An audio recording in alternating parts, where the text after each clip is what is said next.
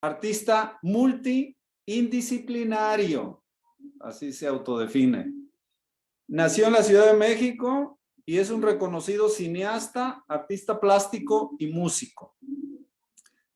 Sergio Arau fue el director, escritor, productor del exitoso film Un Día Sin Mexicanos, estrenado en 2004.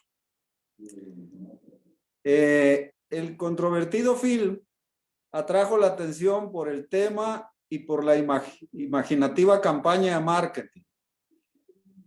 Ese mismo año, en México, fue la película más taquillera y hasta la fecha ha vendido más de 500,000 DVDs en Estados Unidos. Un Día Sin Mexicanos sirvió de bandera al movimiento pro inmigrante de 2006. Es un reconocido artista plástico y caricaturista político, ganador del Coral de Plata en el Festival de Cine de La Habana con su corto de animación El Muro.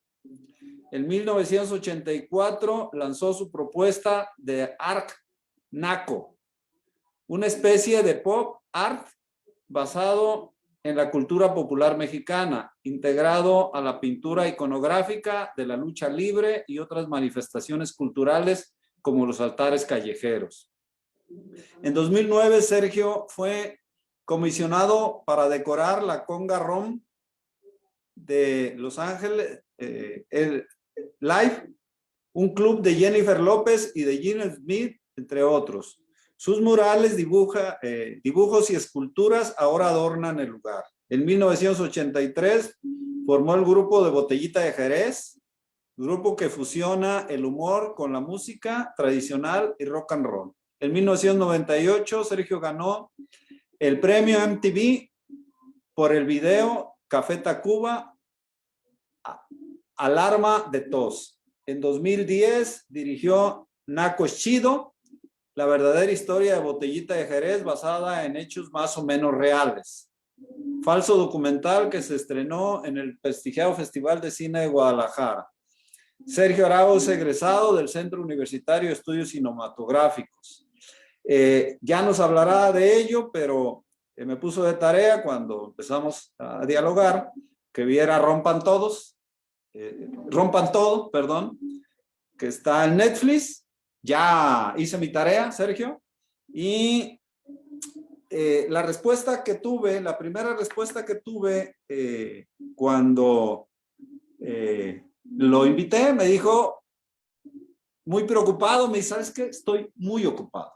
Tengo que hacer esto, más esto, estoy produciendo una película, tengo que viajar a la Ciudad de México, pero no tuve que argumentar mucho, le di algunos argumentos, le hablé de la licenciatura, del proyecto, inmediatamente aceptó, cosa que le agradezco muchísimo. Sergio, muchas gracias por aceptar esta invitación. Es todo tuya, el micrófono y la cámara. Prende tu micrófono, Sergio, por favor.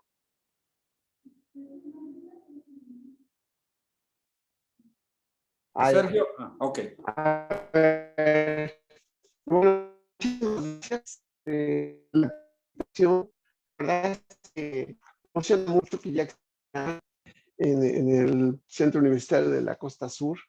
Y la verdad es que me pongo muy nervioso hablando en público y más por Zoom, porque a ver si no se corta, que siempre es una bronca. Miren, la verdad es que yo fui, les tengo que contar parte de mi historia porque yo fui descubriendo qué era el arte para mí. Claro, soy de una familia donde todos son artistas, o sea, desde mi abuela materna hasta mis nietos son artistas. Todos son, mi padre, mi tío, mi mamá, todos mis hermanos, todos están en el arte. Y entonces no era tan difícil, pero pasó una cosa, yo dibujo y armo cosas desde que me acuerdo. Entonces creo que yo tenía como 6 años, estaba yo todavía, antes de entrar a la primaria, 5 años. Y en un terreno baldío que había junto a mi casa, me encontré un pedazo de alambre todo oxidado, un pedazo de madera y una lata de sardinas. No sé cómo le hice, pero amarré con alambrón la lata de sardinas y construí una guitarrita. Según yo era una guitarrita. Y, y llegué a mi casa y yo enseñando la guitarrita a mi mamá y a mi papá. Y estaba mi tío es Sergio Corona, el comediante que sale en televisión, entonces hermano de mi mamá. Entonces él me vio la guitarra y estaba impresionado de cómo había hecho eso y me la compró, me la compró, me dio 5 pesos, que en ese entonces para mí eran como varios millones de pesos. Y me, para mí fue muy importante porque a la larga, luego lo he pensado mucho, ¿no? Fue muy importante, no porque supiera que podía vender eso, sino porque fue importante, lo más importante fue entender que yo podía hacer cosas que a los demás les iban a gustar. Y yo creo que el evento de arte es eso, el evento de arte es esta comunicación. Um, Siempre trabajando con mi esposa, que es mi cómplice, mi socia, Yareli Arismendi, con ella hice un día sin mexicanos, y siempre decimos esto, que el arte es hacer visible lo invisible. Entonces, por eso es tan importante, porque vivimos en un mundo rodeado de información, de noticias, de anuncios, de películas, televisión, todo al mismo tiempo. Y la verdad es que a veces no se entiende para qué son las cosas. Entonces, estoy convencido de que el arte sirve para hacer visible lo invisible. En este mar de información, en este mar de imágenes que vemos, de sonidos, de música, de todo, es importante saber ver, saber entender, saber traducir. Y yo creo que el arte sirve para eso y eso nos puede hacer vivir en cordialidad a más gente junta. Eh, por ejemplo, es como cuando siempre, a veces se habla como de que los artistas somos como iluminados y como tenemos el don. O sea, yo creo que simplemente tenemos ciertas cualidades como un atleta. Un atleta puede tener unos músculos más fuertes o más elásticos o puede ser más veloz o puede ser... Pero y lo que tenemos que hacer es entrenarnos para tener el oficio de arte, o así como el atleta tiene el oficio del atletismo. Eh, por ejemplo, alguien que corre 100 metros planos, si se entrena y logra ciertos récords, si se entrena, se prepara, se concentra, puede llegar a romper sus propios récords y cada vez llegar más lejos y cada vez ir más a fondo. Igual un artista, alguien que elige la carrera de arte, el prepararse te deja romper tus propios récords. O sea, aprendes a ver más de lo que se ve, a oír más de lo que se ve y a entender más de lo que se entiende. O sea, el común. Y eso es un entrenamiento. Es como, igual que el atleta, es darle duro, es enfrentarse y todo. Debo confesar que, que como soy autodidacta, muchas cosas, yo dibujo desde que me acuerdo. Entonces, nunca tomé clases de dibujo, por ejemplo. Nunca tomé clases de pintura. Bueno, tomé una clase de pintura con mi abuela, pero fue así como 2 tardes, ¿no? Que me pasé con ella, me enseñó cómo, o sea, cómo funcionaba el óleo, eso es todo. Pero realmente clases de dibujo y de pintura nunca tomé. Lo hago autodidacta. Y la verdad es que los huecos muy fuertes. Por ejemplo, soy muy malo para los retratos, soy muy malo para ciertas cosas y no sé cómo hacerlo, porque no fui a la escuela, no tuve una escuela, no tuve unos maestros que me enseñaran, que me pusieran a hacer ciertos ejercicios que ayudan mucho a resolver esas cosas. Me pasa lo mismo en la música, tampoco. Si les cuento cuál fue mi formación musical, es de risa, ¿no? Mi tío fue a una entrevista al centro de la Ciudad de México y en el estacionamiento, el que cuidaba los coches estaba tocando con la guitarra con sus amigos y le pareció que tocaba maravillosamente. Así que lo contrató para que me diera 8 clases en un mes. O sea, fui 2 veces a la semana al estacionamiento. Me enseñó la bamba, el círculo de do, las rancheras, gloria, las básicas. Y esa fue mi formación musical. Y la verdad, después cuando empecé a hacer, a dedicarme de tiempo completo de esos varios años, pues me enfrenté con que tengo huecos que no hice. Por ejemplo, soy muy malo para ensayar, porque no tengo la disciplina de repetir muchas veces la escala en la guitarra o el pincel. O sea, no tengo esa disciplina que te da la escuela y que la verdad ayuda muchísimo. Todo esto se los cuento porque creo que es muy importante la escuela. Cuando estudié la carrera que sí realmente tuve escuela, que es la carrera de cine en el Centro Universitario de Estudios Cinematográficos, realmente ahí fue donde tuve una formación más académica y más formal. Y la verdad es que no saben la diferencia que es tener esta opción, la opción de tener una estructura académica, una estructura que vas revisando qué sí, qué no, para qué sirven las cosas, cómo hacerle para que sirvan. Todo eso es una cuestión que es muy importante. Entonces, cuando el doctor Irineo me contó que ya existía la carrera de artes ahí en el Centro Universitario de la Costa Sur, me dio mucha emoción. La verdad es que eh, yo creo que tendría que haber tenido esta plática. La verdad es que cuando me habló de la cátedra de bienvenida, me aterré porque no tengo, nunca he dado una cátedra, nunca he hecho eso oficialmente.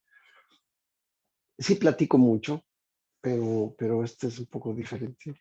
Y pues me da mucho gusto ser partícipe de esto. Conocí el centro universitario hace creo que hace 3 o 4 años que fui jurado en la Bienal Anastasio Monroy y me da muchísimo gusto. Me encantó el lugar, me encantó el nivel de la obra, el nivel de los estudiantes, el nivel de todos los que participaron y me gustó mucho el ambiente. Así que, por supuesto que tenía que estar aquí.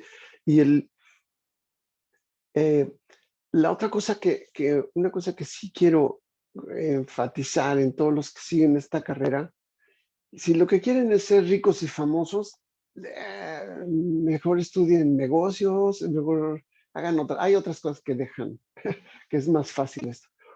Aquí es más, hay que entender qué es lo que queremos decir, qué traemos, qué somos. Yo sé que esto nos lo dicen mucho, ¿no? Sé tú mismo, todo esto. La verdad es que hay una cosa que se llama intuición. Miren, esta playera que tengo es de una pintura mía. Es un hombre, no sé si alcanza a ver, es un hombre que tiene una venda en los ojos, pero tiene esos de los submarinos para ver desde adentro. Eso es lo que yo considero la intuición. La intuición no es esta cosa racional, no es esto que hace el Internet que detecta que con el famoso algoritmo, detecta qué te gusta y eso es lo que te enseña. No, no, no. Esto es lo que tú traes dentro y lo que tú traes tiene que ver con tu historia, con cómo creciste, en dónde creciste, todo lo que aprendiste y todo junto te da eso. Y yo soy muy defensor de la intuición. A veces no es lo que te deja, te digo, no te deja dinero, no te deja fama, pero es lo que tienes que hacer. Y yo me he topado mi carrera está lleno de todo eso. Por ejemplo, hice la película esta de Un día sin mexicanos con mi esposa, con Yareli Arismendi, y la verdad nos fue súper bien, pero la verdad es que solo he hecho 2 películas en toda mi vida, la de Botellita de Jerez y esa. Y las he hecho no porque sea cuestión de fama o dinero, sino porque era algo que yo tenía que decir. Yo estoy viviendo en Los Ángeles desde 1992. Bueno, veo entre Los Ángeles y el DF, viajo muchísimo. Y ahora a Guadalajara, mi hijo vive en Guadalajara y mis nietos están ahí. Pero al segundo año que estaba aquí, me di cuenta que pues bueno, me trataban muy mal, no hablaba una palabra de inglés. Entre otras cosas, por eso me dediqué a hacer rock en español con Botellita de Jerez, porque no hablaba inglés. Y estaba muy deprimido. A colmo, me tocó la reelección del gobernador de California y era todavía una campaña anti-mexicano muy fuerte. Entonces, yo me quejaba mucho y de ahí salió la idea con mi esposa, iba yo quejándome y me dijo, ¿por qué no hacemos algo para que nos revaloren acá? Y de ahí salió Un Día Sin Mexicanos. La verdad, hicimos un cortito con nada, conseguimos una cámara y una grabadora y con eso hicimos el corto. El corto ganó muchos premios en muchos festivales y eso atrajo a los productores y los productores fueron los que hicieron, nos llevaron a hacer la película y, y ese es un ejemplo de cómo las cosas no pintan bien, pero, o sea, no, el cortito, digo, lo hicimos con nada, le pagamos $1 a cada actor y con eso. Y así pero al final logramos que nuestro mensaje y nuestra preocupación y todo, que la verdad que descubrimos que la compartíamos con millones de gentes, eso se logró gracias a hacerle caso a la intuición.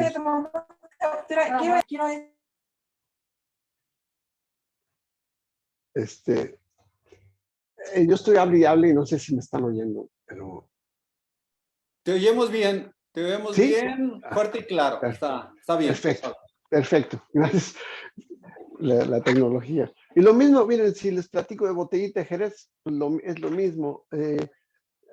Hice el grupo de Botellita de Jerez cuando no había ni dónde tocar, no había nada de rock en ninguna estación de radio, no había nada de nada. O sea, realmente era una cosa para, pues, es decir, voy a hacer el grupo porque a mí me gusta tocar. Yo fui rockero desde los 12 años hasta los 21, así de tiempo completo, y de repente, después de Avándaro, vetaron el rock y o sea, nos prohibieron tocar, todo. Entonces, yo dejé de tocar mucho tiempo, me dediqué a la caricatura, pero en 82 ya me urgía regresar a tocar. Y yo decía, voy a tocar nada más para mí, para mi familia, para mis amigos. Entonces hice el grupo Botellita Jerez. Lo curioso es que el panorama se veía así, no había panorama. Y de pronto en un año cambió todo para nosotros. O sea, de pronto al año ya estaba yo en, en ya firmamos con una compañía disquera, ya teníamos muchísimos seguidores de la nada. O sea, fue rarísimo. En un momento en que no había de veras nada de rock and roll en ningún club ni en ninguna parte. Entonces, pues no sé, todos estos, toda mi historia ha sido así como una que parece no es como la que te pintan de que llegas y triunfas y haces. No, no, no. Pero lo que soy una constante es que siempre tengo muy claro qué es lo que quiero decir y tengo muchas cosas que decir. La última cosa, así como muy importante que me pasó es que en el 2015, en el MUSA en Guadalajara, en el UDG, tuve mi primera exposición yo solo en un museo. Como les digo, vengo dibujando desde que me acuerdo, pero fue mi primera exposición. Y se llamó Art Naco, que no es ni Art Nouveau ni Art Deco, sino bien Naco, que es como todo mi rollo. Y fue una exposición muy importante para mí porque fue mi primera exposición solo en un museo y al mismo tiempo fue una retrospectiva de 35 años de trabajo. O sea, que sí me tardé un rato en llegar a un museo, pero lo logré, claro, gracias al apoyo de la UDG. Y, suena un poco absurdo porque es como si te nominaran para un premio como no sé, para el Oscar, como, no, para el Grammy, como el nuevo músico, y al mismo tiempo te dieran un premio por por toda una vida de trabajo. Entonces es absurdo. Pero bueno, eso fue muy importante para mí. Y, este, y bueno, todo a lo que quiero llegar es que todo cuenta, es que todo se vale siempre y cuando haya una buena intención creativa, que se pueden hacer las cosas con lo que tengas. Eso para mí es muy importante porque hay mucha gente, y tengo muchos amigos que están esperando o hacer su película o hacer una exposición, pero quieren que vengan y tiene que ser en un lugar muy respetado y muy grande. Dicen, no, hay que hacerlo como sea, como se pueda, como tengas, a lo que tengas acceso, ¿no? Hay gente que quiere hacer películas, pero no tiene la cámara que quiere, no importa, hasta con el teléfono se puede, si es una buena historia. Entonces, yo creo que los exhorto a que hagan arte, el arte es muy importante, y que lo hagan con lo que puedan, y si pueden estar en una universidad como esta y estar en la carrera de arte, les juro que les va a dar muchos más recursos, mucho más fuerza que no hacer. Así que los invito a eso. Pues muchísimas gracias al doctor Ireneo, a todos los maestros, a los profesores que están en el Centro Universitario de la Costa Sur, y no sé, Oye, muchísimas Sergio, gracias. Sí. muchas gracias. Antes de pasarle la palabra al maestro Daniel, que es quien moderará, ¿en qué Sí. andan ahora? Una pregunta, ¿en qué andas ahora? Ok. Porfa. Sí. El otro día le comentaba al doctor, ya terminamos el guión digamos, una secuela de Un Día Sin Mexicanos. Se va a llamar Otro Día Sin Mexicanos, pero esta vez es personal, así se llama. Y ya estamos, los productores están ahorita buscando el dinero, la distribución y todas esas cosas que se requieren, pero yo espero que, bueno, se nos cruzó el COVID también, entonces originalmente pensábamos que la íbamos a filmar, no sé, en otoño del año pasado, pero ahorita también estamos viendo con eso. Ese es uno. Estoy grabando un disco de música clásica que ya llevo 7 meses grabando. Bueno, es una versión mía de música clásica que es muy extraña y muy divertida, espero. Que yo voy a sacar el disco, yo creo que por ahí de mayo o junio, voy a sacar el disco. Estoy, pues estoy en varios proyectos, estoy pintando. Antes de la pandemia, tenía yo programadas 2 exposiciones, una en el DF y otra en Chetumal, y supuestamente había otra más en Puebla. La verdad es que pues, se suspendió todo. Tenía yo como 10 conciertos que tenía que ir en el norte del país, en Juárez, en Coahuila, en Chihuahua, bueno, la ciudad de Chihuahua, en Juárez. Y se suspendieron todos, o sea, no hay nada. Entonces, en esa ando. Una cosa más, perdón que acapare Sí, el micrófono, pero luego se me va a olvidar y creo que no, sí, muy bien, muy bien. me parece muy relevante institucionalmente hablando. Si nosotros juntáramos dinero para pagarle una ida a uno o dos de nuestros alumnos, los podría recibir y darles ahí, orientarlos, que tengan una estancia ahí contigo de una semana y platicarles y mostrarles lo que haces, etcétera. Sí, por supuesto. Ya me comprometiste aquí enfrente de todos. Sí, pero con todo gusto, sí. Nada más tenemos que ver los tiempos, porque hay veces que no, si estamos filmando la película, va a está difícil atenderlos, ¿no? Porque estoy dirigiendo, sí, se concentra uno, te sacan de este mundo, ¿no? No, por supuesto Pero, que lo pero, agendaríamos juntos. Muchas sí, sí, gracias. sí. No, Le muchísimas cedo gracias. la palabra al maestro Daniel. Gracias.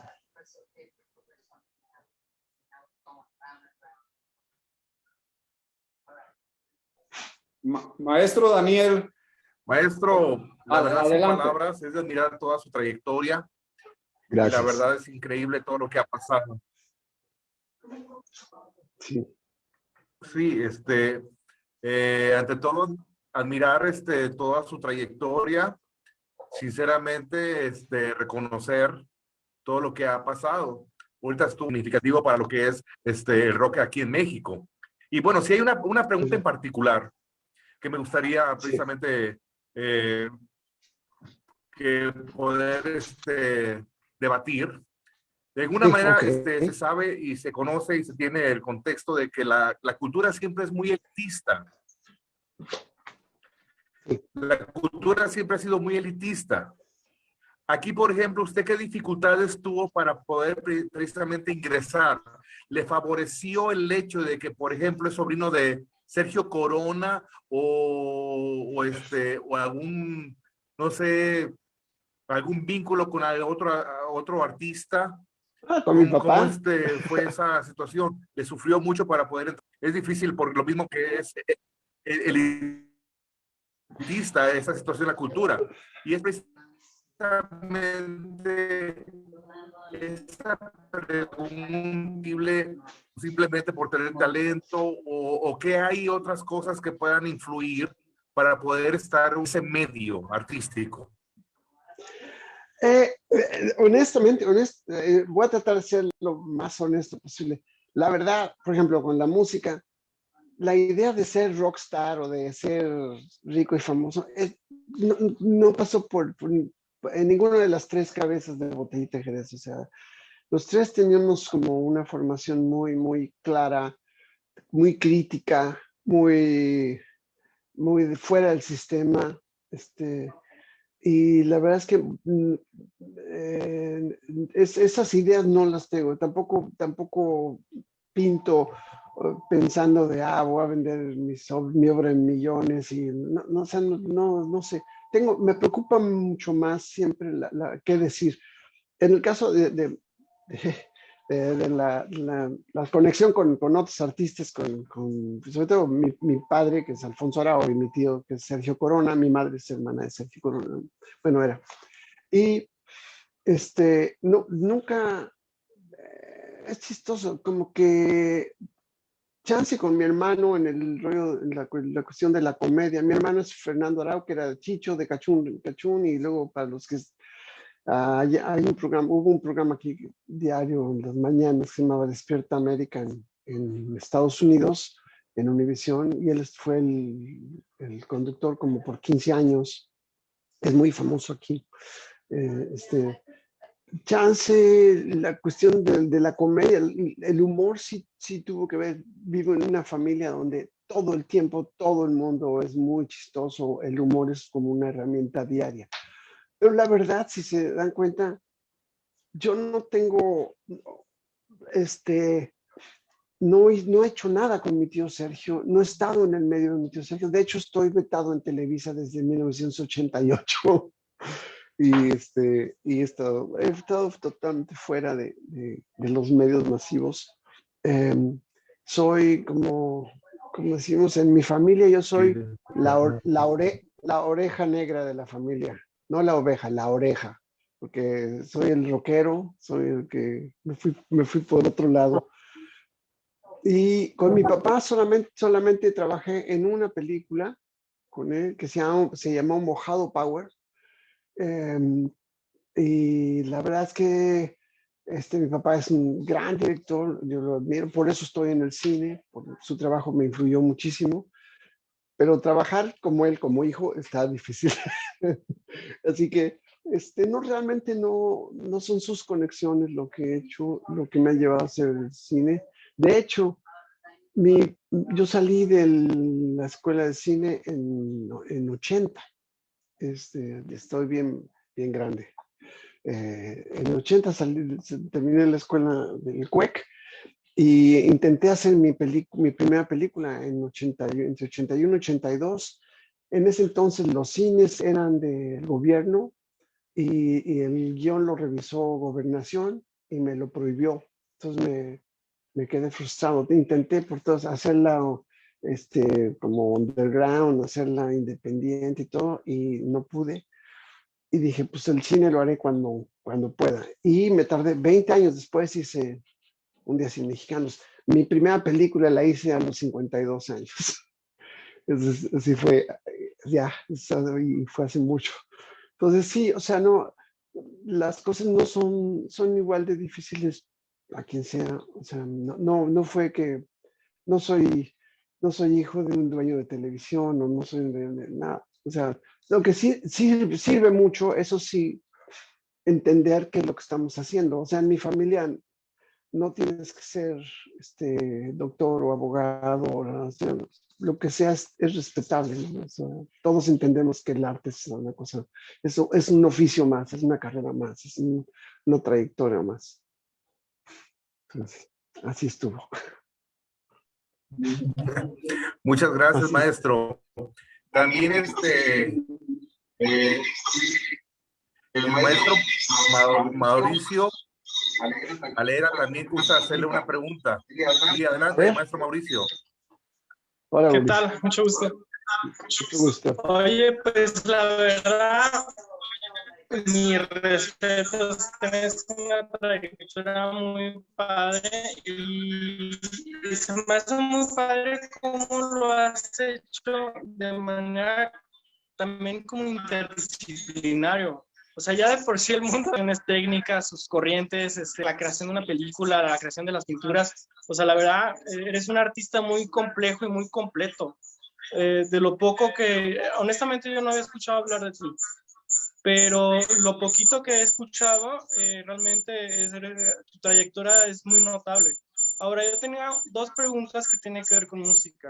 La primera, ¿nos podías platicar un poco de tu caminar musical, cómo fue? Y la segunda es, ¿nos puedes platicar sobre el proyecto del disco de música clásica, por favor? Ok. Mira, mi carrera fue de músico fue muy callejera. O sea, empecé a tocar rock a los 12 años cuando salió el disco de los Beatles. Bueno, empecé, o sea, había una guitarra en mi casa, la agarré, empecé a sacar de oído. Mi abuela materna, tocaba la mandolina y me explicó cómo afinar la guitarra, más o menos, así muy básico. Mi primer grupo lo hice después de aprender dos, tres cosas en la guitarra. Le enseñé a mi hermano, le dije, tú eres el bajista, y él empezó a tocar el bajo y un primo mío la batería. Fue muy así, como empieza cualquier grupo de rock, ¿no? Ya después me fui conectando con más músicos, me fui conectando, fuimos tocando, y yo tenía 19 años cuando el Festival de Avándaro en 1971. Ahí teníamos un grupo que era mi hermano, un baterista, mi hermano tocando el bajo, un baterista y yo, y se llamaba La Ley de Herodes, el grupo. Fuimos de público al Festival de Avándaro y por una situación chistosa, la gente esperaban 15,000 gentes, llegamos 250,000 jóvenes. Sí había mucha droga, básicamente marihuana y LSD, pues digo, pero mira, 250,000 gentes con poca comida, poco de todo, y no hubo un solo incidente. Fue muy impresionante, la verdad. No hubo ninguna bronca, ningún ataque a nada. No, todo fue súper tranquilo. Era el peace and love auténtico. Y entonces, de repente dijeron, pues, si tienes una banda, inscríbete para que te eches un palomazo aquí. Entonces creo que fui el primero. Entonces el viernes a las 12 de la noche me tocó tocar con mi banda, con mi hermano. Fue muy impresionante porque yo tocaba, usualmente el mundo del rock era siempre muy underground, muy por abajo, ¿no? Y tocábamos para 100 gentes, para 50 gente, o sea, eran fiestas chiquitas y una cosa, y éramos muy del centro de México.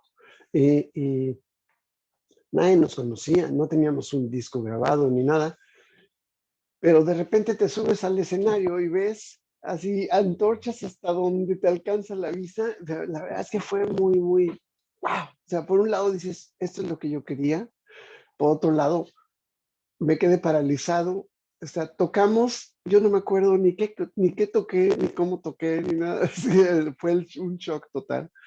Este, pero sí, definitivamente era algo que me emocionaba mucho. Lamentablemente el siguiente año, bueno, hay que entender, o sea, la situación era difícil, aunque no pasó nada dentro de Avándaro, los medios y el gobierno satanizaron eso, porque obviamente mi conclusión es que les dio mucho miedo que ver a tantos jóvenes reunidos, ¿no?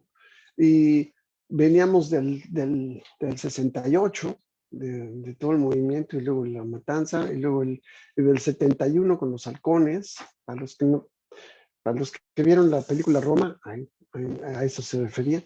Y esto era 2 meses o 3 meses después del halconazo, que fue también una represión bien fuerte. Entonces, digo que les dio mucho miedo. Y hubo una represión contra el rock y contra los jóvenes que duró más de 10 años. Desde el 71, que terminó el Festival de Avándaro, hasta los 80 no pasó nada. Cerraron todos los lugares que tuvieran que ver con rock. En los nightclubs donde había grupos de rock, los cambiaron por salsa y los cambiaron por música latinoamericana. Se abrieron peñas. Total que al rock lo hicieron a un lado. Y yo con mi rebeldía natural, yo seguía agarrado del rock. El rock es mi lenguaje.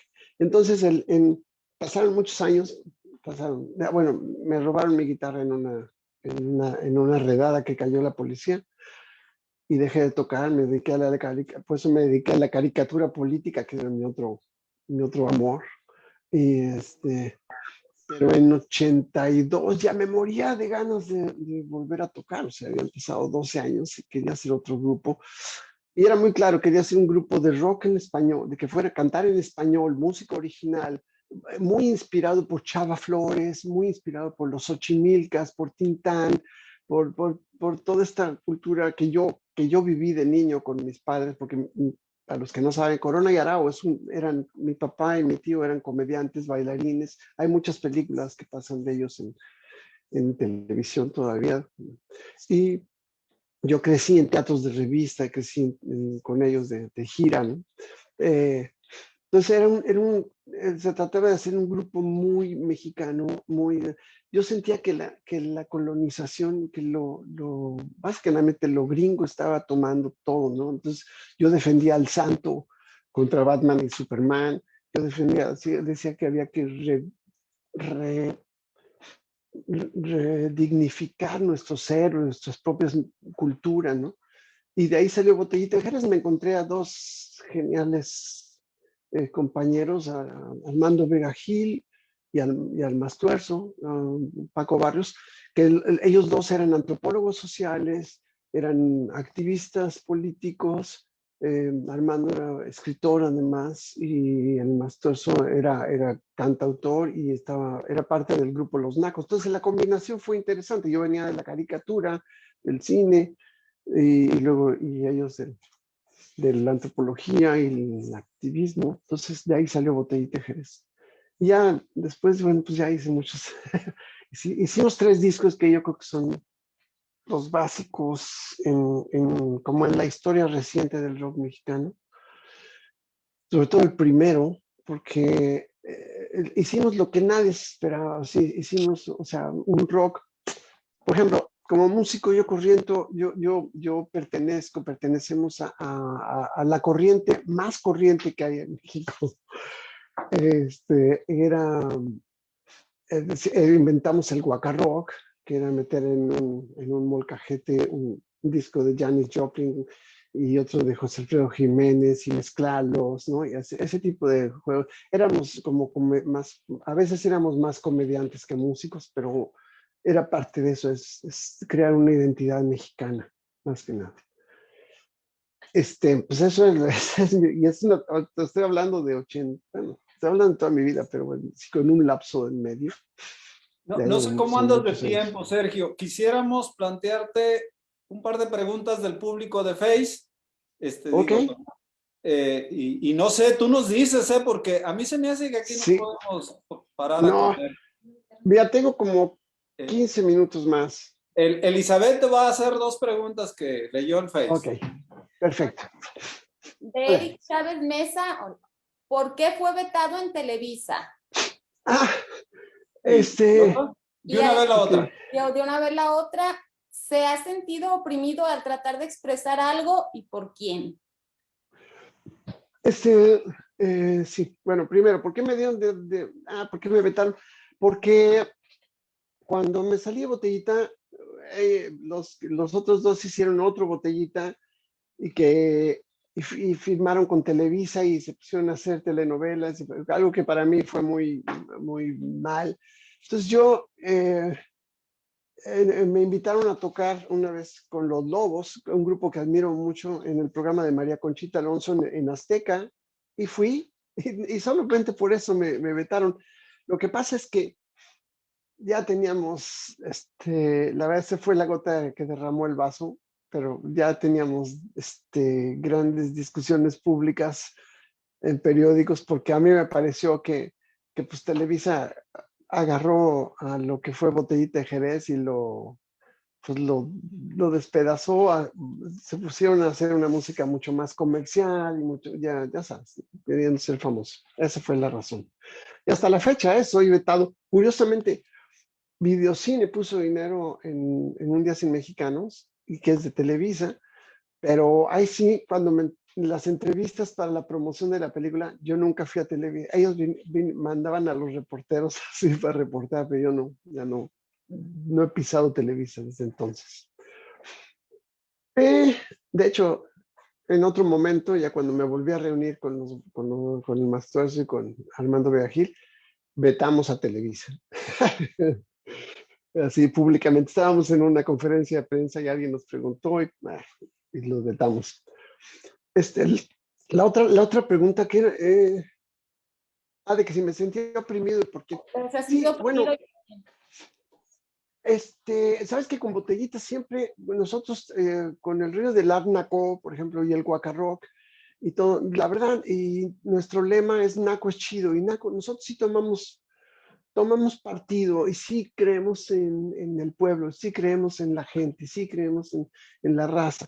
Entonces, la verdad, cuando nosotros abrimos un club que se llamó Rocotitlán, eh, y la verdad es que nos fue en los cinco primeros años que duramos, se creó todo un movimiento de rock mexicano, muy mexicano, todos, y la idea era cantar en español y cantar sobre lo que nos pasaba. Y nosotros promovíamos lo naco. O sea, lo naco era aceptar que somos mexicanos, aceptar quiénes somos, aceptar nuestra cultura, nuestra historia. De eso se trataba. Pero a la hora que llegó una campaña de BMG Ariola, de la disquera, que se llamó Rock en tu idioma, por fin abrieron una estación de radio para rock en español, hubo muchos conciertos, ¿y qué creen? Que nos cortan de todo, de todo, de todo, de todo. O sea, y siempre nos decían, es que es muy naco. Y nos sacaron de conciertos, nos sacaron de festivales. Bueno, no había festivales, había muy poquitos en ese entonces. Pero entonces, sí, eso fue por un lado. Y por el otro lado, como yo empecé a pintar, a partir del Art Naco, empecé a pintar luchadores, taxistas, futbolistas, cosas muy, muy callejera, bueno, Alarma, cosas así. Hice unos altares que eran como del periódico Alarma, luego hice la canción de Alarma, la de todos, todo eso. Y también en las galerías, antes de eso yo tuve muchas exposiciones con mis ilustraciones, mis caricaturas y todo eso. Y cuando empecé a pintar Art Naco, me sacaron de todas las galerías, de todas, y me decían lo mismo, me decían, es que es muy naco. O sea, como a veces le ponía yo pintura con diamantina, empecé a usar otros materiales, empecé a hacer altares con foquitos y peluche y cosas así, y me cortaron de todo. Curiosamente, ahora todo ese tipo de materiales se usa sin ninguna bronca en muchas obras de arte. O sea, de las cosas así muy nacas, muy muy populares, ya son comunes. Qué bueno. ¿Qué otra pregunta?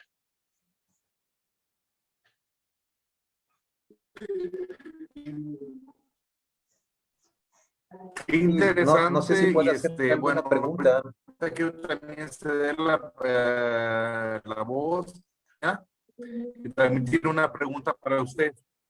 Sí, cómo no. Casi no oigo nada. El maestro Alfredo Adelante, Tomás, por favor, maestro Medina. Medina, ok. Y luego el maestro Alfredo Ok, Tomás. sí, Sergio, yo no sé si recuerdas en Guadalajara un lugar, librería, foro, que se llamaba La Puerta, que estaba por la calle del Lerdo de Tejada. Yo ahí fue ¿Cómo no? la primera vez que los pude escuchar en vivo. Yo ya me había venido de México y vivía en Guadalajara.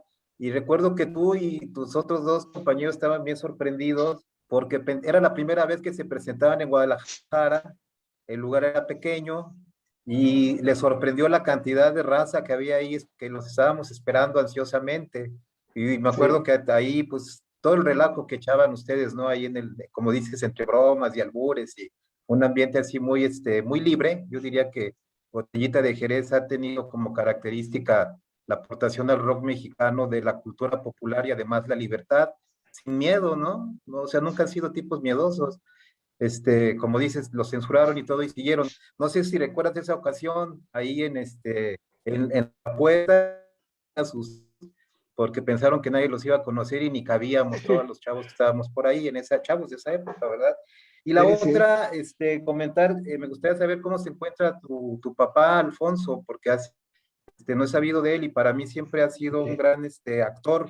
Yo sé que ha ganado premios por otras películas, pero a mí me encanta, en lo personal, el papel que hizo del Tiliches en Tívoli y por todo lo que representó esa película, ¿no? Tívoli. A lo mejor hay otras que Sí. ganó más premios, pero esa actuación del Tiliches, la verdad quedó para la historia, Sergio. Muchas gracias. No, muchas gracias. Por supuesto que me acuerdo de La Puerta. La Puerta fue como nuestra casita en Guadalajara.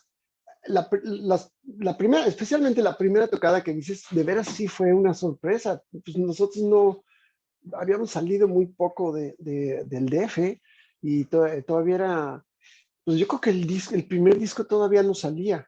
Este, pero ya estábamos siendo como muy populares y sí nos sorprendió muchísimo, nos encantó. Este, estuvimos yendo, después repetimos íbamos casi cada mes y medio a la puerta, ¿no? Era ya como nuestra casa y fuimos con mucho, o sea, estuvo ahí Jaime López, estuvo Rodrigo, estuvo el personal, estuvimos una de esas veces, ya no la primera de las primeras, sino ya un poco después. Sergio y Raquel, los dueños de La Puerta, nos dijeron, pues tráiganse a otro grupo del DF. Y nos llevamos a las insólitas imágenes de Aurora. Fue la primera vez que las insólitas imágenes de Aurora salieron del DF. Y luego son los que luego fueron Caifanes. Son los Caifanes. Y es que la verdad es que tocaban muy bien, muy raro. Era una onda muy extraña, pero muy poética y muy padre. Nos gustaba mucho. Ya habíamos, fíjate, esto fue en 85, porque ya un tiempo después de la primera tocada, porque ya estaba Rocotitlán. Nosotros los conocimos en Rocotitlán, en nuestro lugar que abrimos en México. Que para los que no saben, Rocotitlán es como lo decían durante el Imperio Azteca a los lugares donde se tocaba rock. Y la otra, de mi papá está muy bien, ya está grande, tiene 89 años, pero sigue ahí con sus proyectos, ya no ha filmado últimamente tanto. Bueno, se cruzó el COVID, está muy encerrado trabajando todo por Zoom y todo. Bueno, me sorprende, lo maneja muy bien, pero está muy sano todavía y está muy activo. Muchas gracias por preguntar. A ti, muchas gracias, Sergio. Gracias. Sí. Aquí. Sí, a ver, bueno, si puedo yo rápidamente Sí. Sergio, saludarte. Maestro y Tomás agradezco. Ortega, por favor. Gracias. Sí, ahora sí gracias, te Daniel. reconozco. Ya nos ubicamos. No, pues ya ves que yo también hago un poco a las letras, por ahí te dejé alguna vez uno de mis libritos, y precisamente Sí. estoy trabajando aquí en la carrera de licenciado en artes con un taller de lectocomprensión, ayudando a los Ah, chavos a que entiendan mejor las lecturas, ¿no? Que lean novela, que lean poesía, que lean cosas. Y bueno, yo agradezco mucho que te hayan invitado, me parece que fue una idea muy afortunada, porque la carrera de artes, pues no es de una sola expresión, no es un licenciado en música o en artes sí, plásticas, pero es todo a la vez. Y tú has sí, sido también muchas cosas dentro de tu arte, ¿no? Y ahí está, sí, estamos viendo ahí tus obras pictóricas, está toda esta sí. música fabulosa y está eh, pues todo eso que has venido haciendo. Pero algo que sería muy bonito que pudieras hacer un breve comentario, porque el tiempo es nuestro tirano, es tu labor de gestor cultural, ¿no? Porque uno sabe que como artista, pues tú te tienes que promover, tú tienes que abrir espacios, tienes que crear opciones, lo que es hacer cine simplemente es toda una gran batalla, ¿no? Sí, Además de sí, lograrlo, la expresión artística. Y como esta carrera también incluye el aspecto de la gestión cultural, esperamos que los chavos salgan con una visión pues multidisciplinaria, multifacética, y que también pues se metan al rollo de la gestión cultural, que es importantísima, ¿no?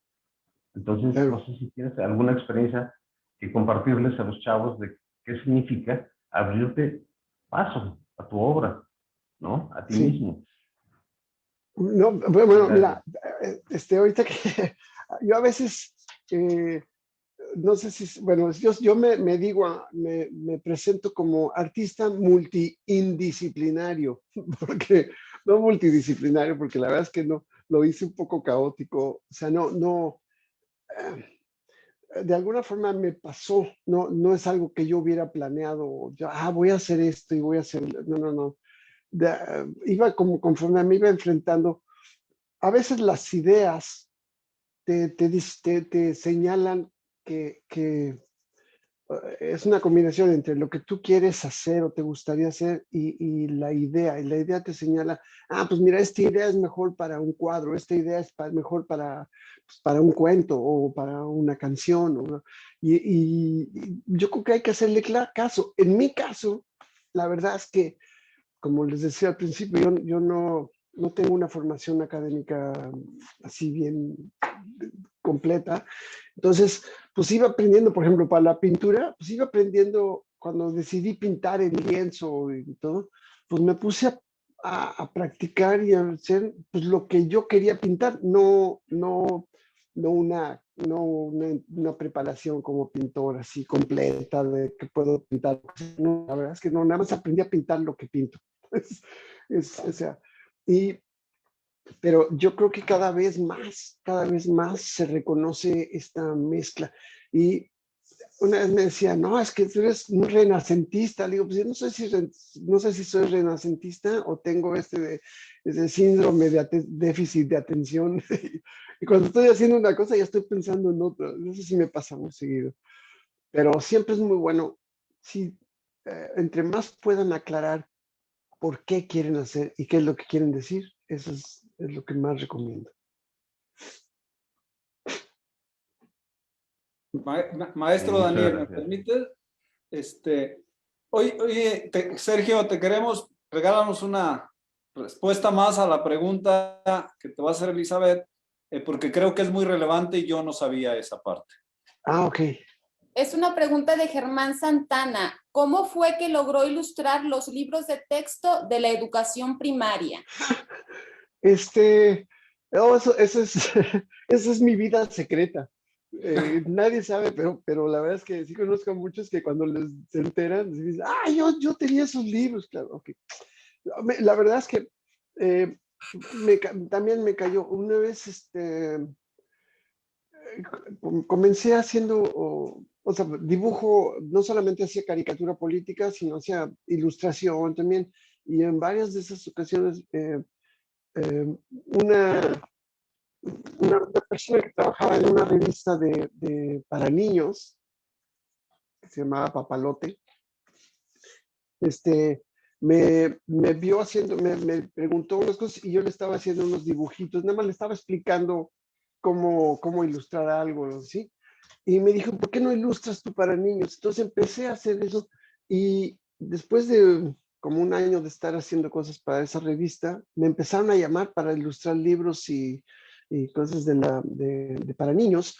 Entonces, había una feria de libro infantil cada año, no, yo creo que ya no he oído hablar que se haga, pero lo hacían en el Auditorio Nacional allá en el DF.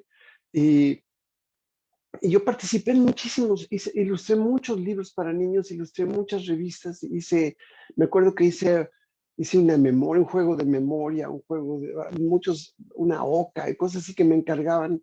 Era un trabajo que me gustaba muchísimo hacer.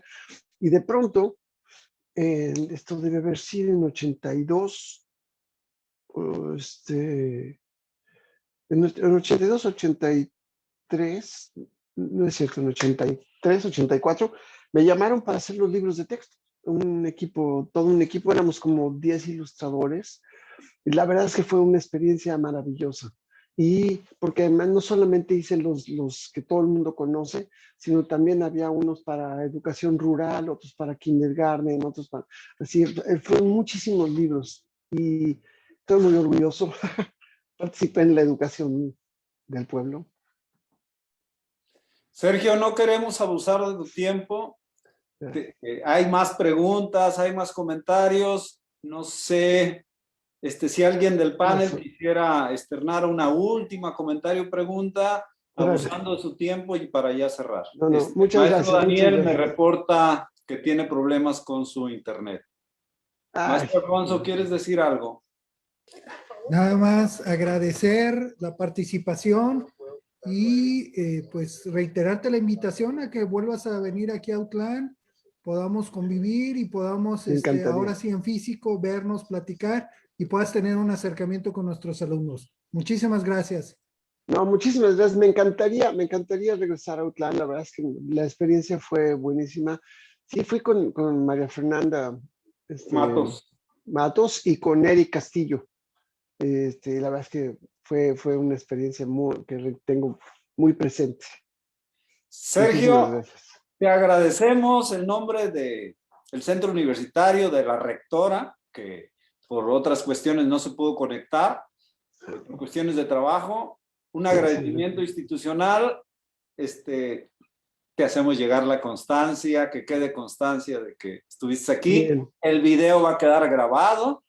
Ya te mandaremos la liga. Muchas gracias, de veras. Gracias por tu generosidad y compartirnos tu experiencia y dedicarnos este tiempo. Muchas gracias. Muchas gracias. Muchísimas gracias y estamos en contacto. Buenas tardes. Buenas tardes.